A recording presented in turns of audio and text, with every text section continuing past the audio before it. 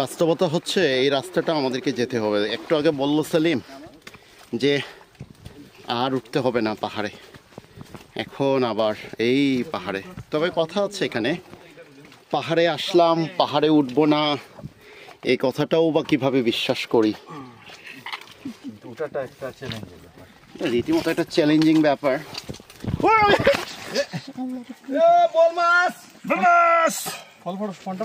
না ফোন করছে না গো। জনতা আসতে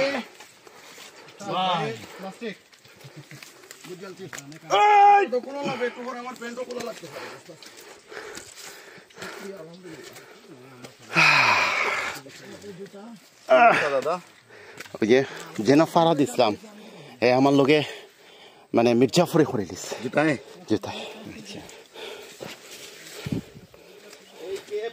আসতে চাচ্ছি আসেন।